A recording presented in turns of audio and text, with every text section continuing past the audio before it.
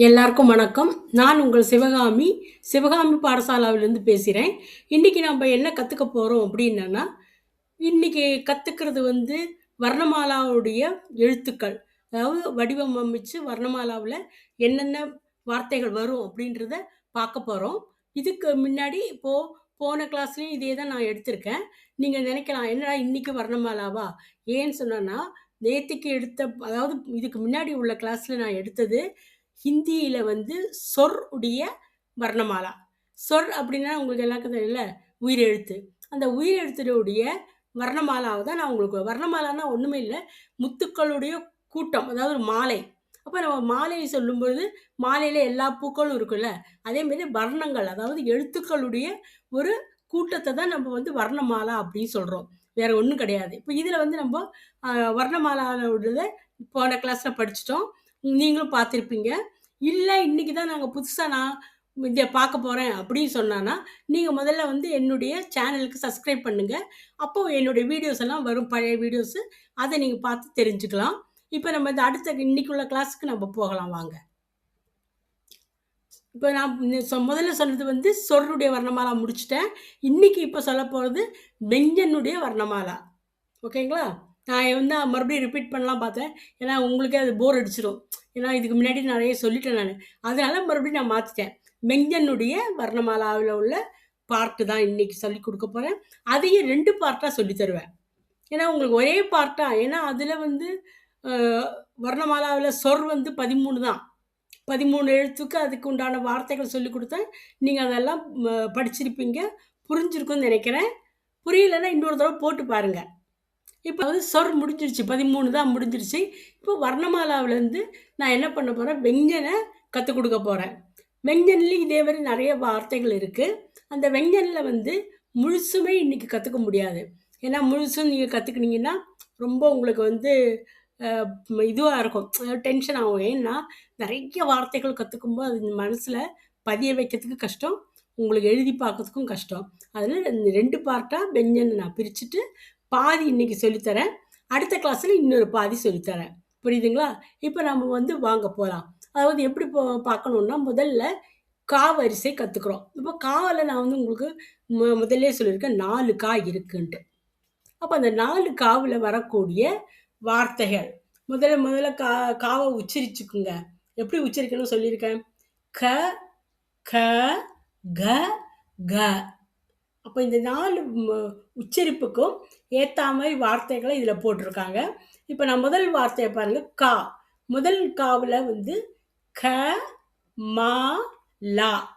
இப்ப இந்த லா அப்படின்னு சொல்லும்போது, நீங்க என்ன உச்சரிக்கணும்? எல்லாருக்கும் கன்ஃப்யூஸ் ஆகும். என்னடா இது? க, ம, லாவ உச்சரிச்சு கமலாவா? இல்ல. ஏன்னா, இந்த ஹிந்திய பொறுத்தவரைக்கும் நம்முடைய தமிழ்ல வந்து இக்கு, இங்கு, இச்சு எல்லாமே இருக்குல்ல. அது வந்து உங்களுக்கு ஆரம்பத்துலேருந்தே உங்களுக்கு தெரியும் இக்கு, இங்கு, இச்சு எப்படி பயன்படுத்தணும்னு. ஆனா, ஹிந்திய பொறுத்தவரைக்கும் இக்கு, இங்கு, இஞ்சு கிடையாது. ஏன்னா, புள்ளி மேல நம்ம வச்சுட்டா, இம் உச்சரிப்பு வரும். அம்முக்கு தான் நம்ம புள்ளி வைக்கிறோம்ல. அப்ப அந்த அம்முடைய உச்சரிப்பு வர்றதுனால, கன்ஃப்யூஸ் ஆயிடக்கூடாதுன்ட்டு, அவங்க என்ன சொல்லியிருக்காங்கன்னா, ஹிந்திய பொறுத்தவரைக்கும், ஒரு எழுத்துக்கள் ஒரு வார்த்தைக்கு கடைசியில வரும்பொழுது, அந்த வார்த்தைய நம்ம வந்து இக்கு, இங்கு, இச்சு வச்சு சொல்லிக்கணும். புரிஞ்சுதுங்களா? அதாவது ஒரு வார்த்தையின் கடைசி லெட்டர எப்படி சொல்லணும்? இக்கு, இங்கு வரிசையில சொல்லிக்கணும். இப்ப நம்ம லா அப்படி வச்சிருக்கோம்னா, இல்லுன்னு சொல்லிக்கணும். புரியுதுங்களா? இப்ப ஏன்னா தொணக்கால் வராத வார்த்தைகள். அந்த எழுத்துக்கள். அந்த எழுத்துக்கள நம்ப உச்சரிக்கும்போது, இப்ப எப்படி உச்சரிக்கணும்னா, க, மா, லா உச்சரிக்கக்கூடாது. க, மா, இல். கமல்.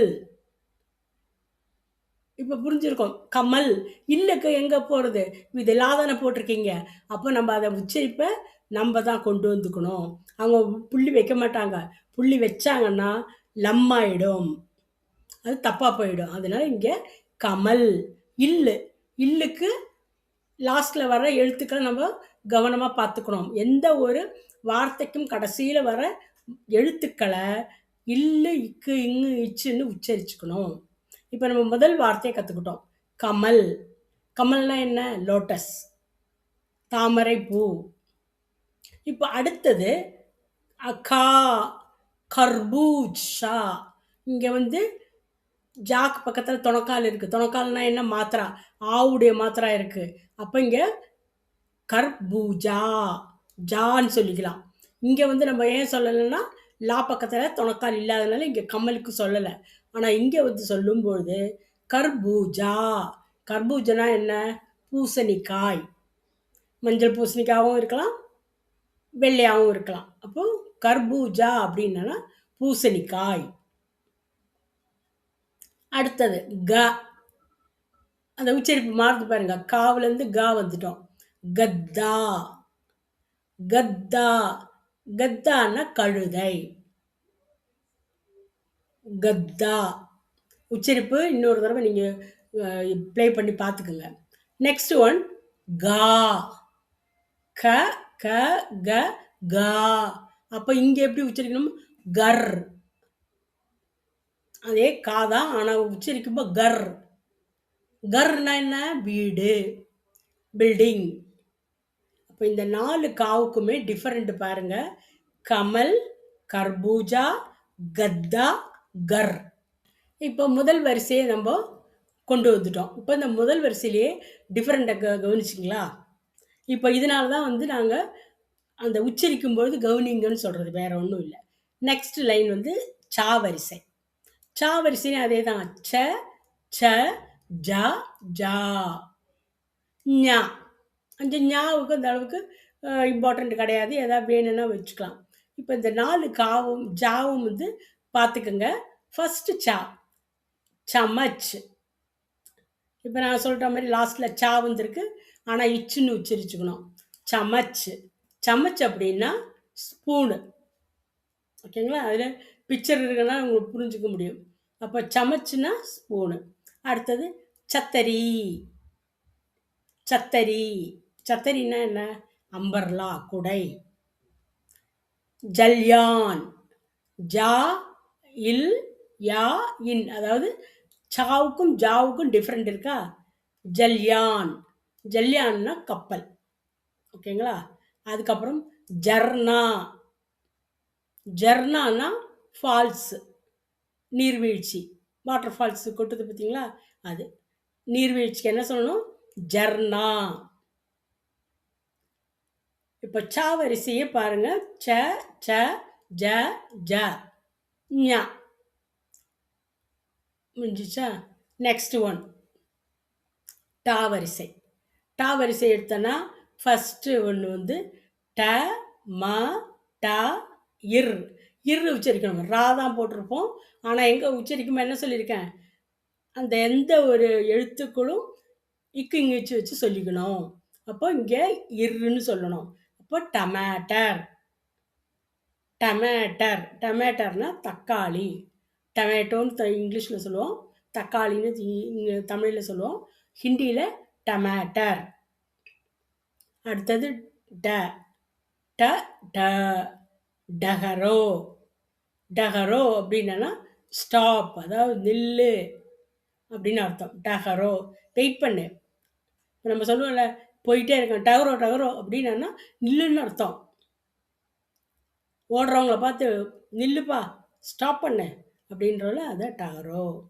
நெக்ஸ்ட் டா. டம்ரு. டம்ரு. டமரு.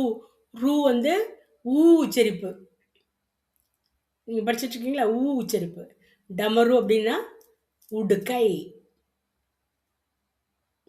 இந்த சிவன் கையிலலாம் இருக்குல்ல, அந்த உடுக்கை. அடுத்த அப்புறம் டா. டக்கன். டக்கன்.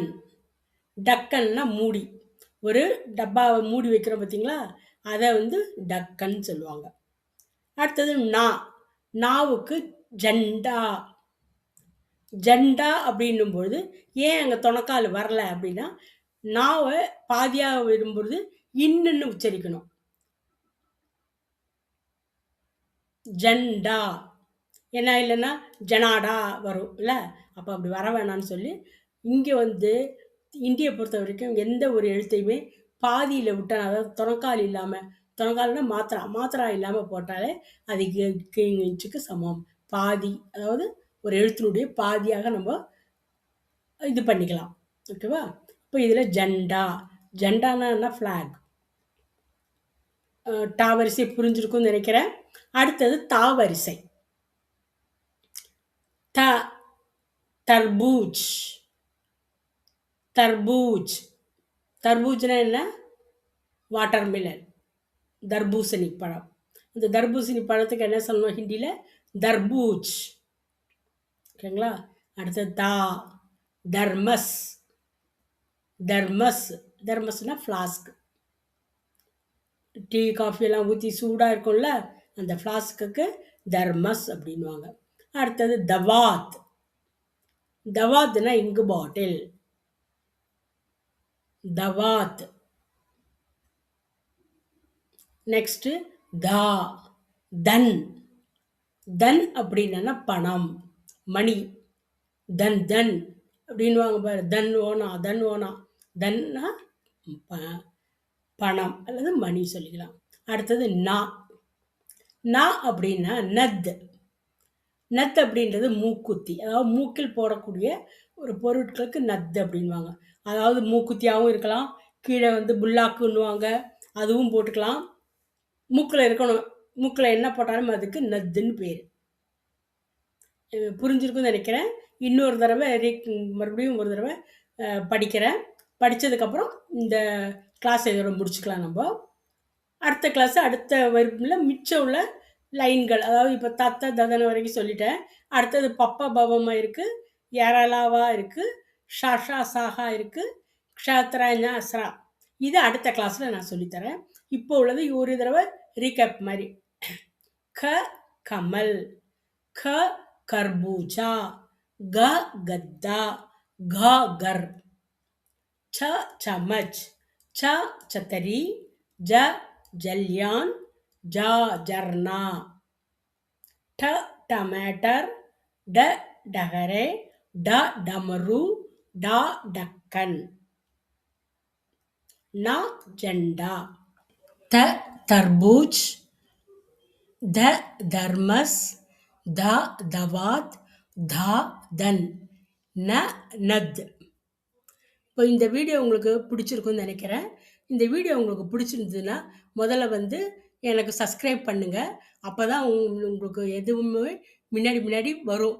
ஓகேங்களா? இப்போ சப்ஸ்கிரைப் பண்ணிட்டுனா கூட அதுக்கப்புறமாக நீங்கள் என்ன பண்ணுங்கன்னா லைக் பண்ணி ஷேர் பண்ணுங்கள். அப்படியே ஏதாவது கமெண்ட்ஸ் இருந்தாலும் எழுதி அனுப்புங்க. அப்படியே பக்கத்தில் இருக்கக்கூடிய பெல் ஐக்கானையும் சேர்த்து கிளிக் பண்ணுங்கள். அப்போ தான் நாங்கள் போடுற வீடியோஸ் எல்லாம் உங்களுக்கு உடனே பார்க்க முடியும். தன்யவாத்.